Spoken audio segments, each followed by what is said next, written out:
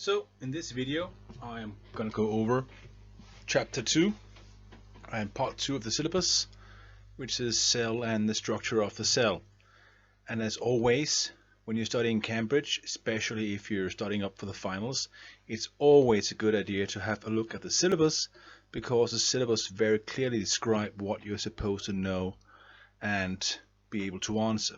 So here we see the difference between the core and the extended. What you're supposed to know about cell structures. In general, for the core, you need to be able to describe and compare structures of a plant cell and an animal cell with the structure you can see under a light microscope. While in the supplement, you also need to be able to know about the cytoplasm. You need to be able to describe ribosomes, endoplasmatic reticulum and vesicles. You need to be able to describe what mitochondria are doing and identify them.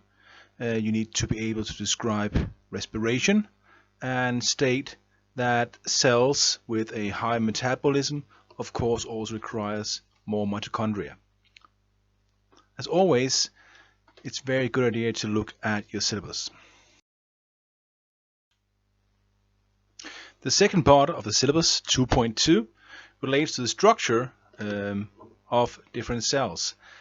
Most of these things will be described in further details in the following chapters, so if you don't know anything about it yet, don't worry. The syllabus will go over it and the book will go over it again later.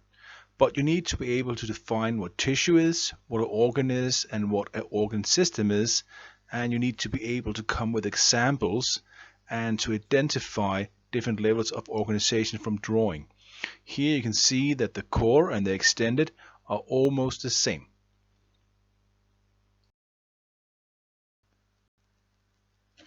Okay, so here with my extremely primitive setup, I'm gonna go over the difference between the prokaryotic and the eukaryotic cell. The prokaryotic cell here as bacteria and the eukaryotic cell here as an animal cell. So here's what's important to know. The difference between the prokaryotes and the eukaryotes are several. Animals are eukaryotes, while the prokaryotes are the bacteria and the archaea. Here in our prokaryote, we have the DNA lying inside the cell. It is not concentrated in a cell core, and you have the ribosomes flowing inside the cytoplasm. We have a cell membrane, and outside that we have a cell wall, and outside that another layer which we call the capsule. And in some bacteria you'll also here see a flagell or some other thing that can help with the movement.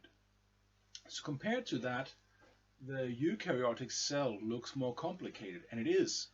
That doesn't mean that the prokaryotes aren't amazing, because they really are.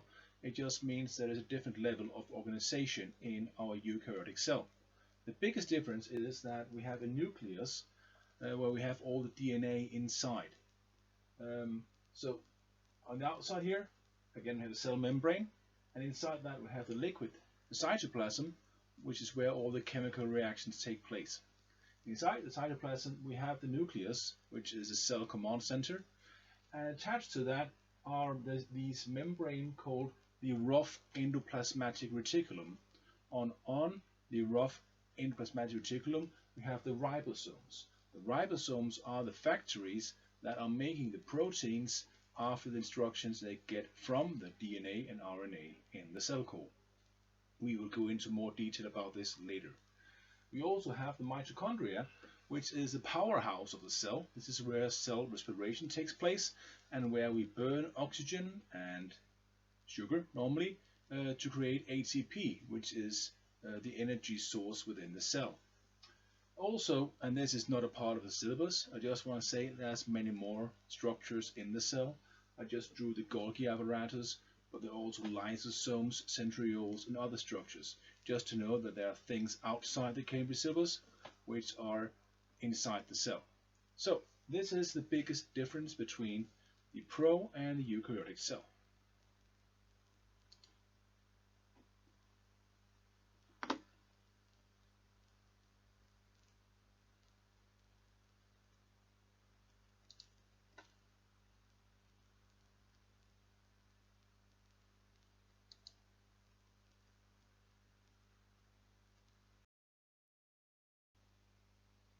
So here we're going to have a look at the difference between a plant cell and an animal cell. Both the plant cell and the animal cells are eukaryotes, which means they have a nucleus and a cell core, but there are also similarities and some differences. The most important, or at least the most easy to see in a microscope difference, is that while they both have a cell membrane, the plant cell also have a rigid cell wall, which is made out of carbohydrate structures as celluloses and lignin. This is what makes plants rigid. This is what makes trees being able to grow more than 100 meters tall, simply because we have these strong cells. So the cell wall is unique to the plant cells when you compare them to the animal cells. You all still see we have the cytoplasm, we have the mitochondria, but then we have the chloroplasts, which are unique for plant cells. Chloroplasts are the powerhouses of a plant cell, where we, due to photosynthesis, convert CO2 from the air into carbohydrates by using sunlight. So these are the ones that supply us with all our food and all our oxygen. So chloroplasts are pretty awesome for many reasons. Also, inside a plant cell, we often see large vacuoles, which the plants use to store sap or glucoses, other stuff like that. So, some similarities and some differences, and it's a good idea to be able to identify the structures and explain the difference between a plant cell and an animal cell for the IGCSE exam. So here we're going to take a closer look at the mitochondria, the powerhouse of the cell. You can only see the mitochondria in an electron microscopic picture of the cell. They're very hard to see when you see under light microscope. But mitochondria are found in almost all cells except those of the prokaryotes. Mitochondria, they use oxygen to release energy from glucoses in what we call aerobic respiration, which we're going to go into much more detail with later in chapter 11. Now, cells who need to use a lot of energy will tend to have many mitochondria. So muscle cells who work really hard will have more mitochondria. Sperm cells, for example, also have large number of mitochondria, but although the sperm cells have mitochondria, the mitochondria you have comes from your mother. So it's only the mother's mitochondria which the child inherits. A fun thing about DNA and mitochondria, which is not part of the syllabus, is that all mitochondria actually have their own mitochondrial DNA inside them. So they have their own DNA, which kind of lead to the story that maybe at one time they were their own organism. The black spots you can see sometimes on microscopic pictures of it are glycogen. Glycogen is similar to starch. It's a kind of sugar that is stored within animal cells.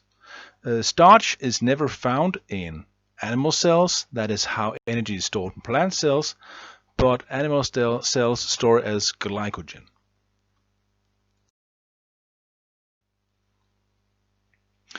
An even smaller structure than the mitochondria are the ribosomes. The ribosomes can just be seen if you have them under an electron microscope. Ribosomes are attached to a network called the rough endoplasmatic reticulum, which attaches to the cell core.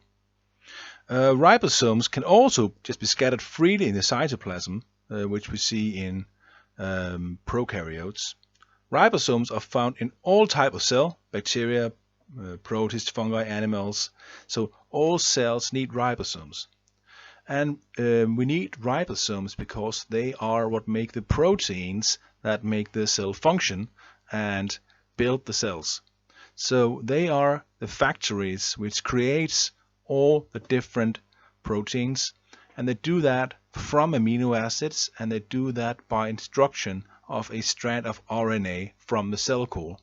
And we will go into much more detail with this later. So We also need to be able to separate tissue from organ and organ systems. So far, we just talked about cells, but when several cells are working together to perform a shared function, we call them tissue. So for example, inside your lungs, there might be tissue that moves mucus up. Those are cells working together to perform that. An organ is a structure made up of a group of tissues. So for example, your heart is an organ, so is your kidney, or so are your lungs. And the last level of structure is an organ system. An organ system is a group of organs with related function working together to perform that body function. So for example, your respiratory organ system is the lungs, but also the trachea, the blood vessels, and all that in between, which has the function of supplying your body with oxygen and blood. So if we go from the highest level of organization down to the lowest, you are an individual. You have several organ systems in you. All these organ systems consist of different organs. Organs are composed of tissue. Tissue is composed of cell, and within the cell you have the different organelles. So that's how we build. So this is the end of this presentation. I will not go over in detail the different types of cells and where they're found. I will do that when we get to the individual chapters.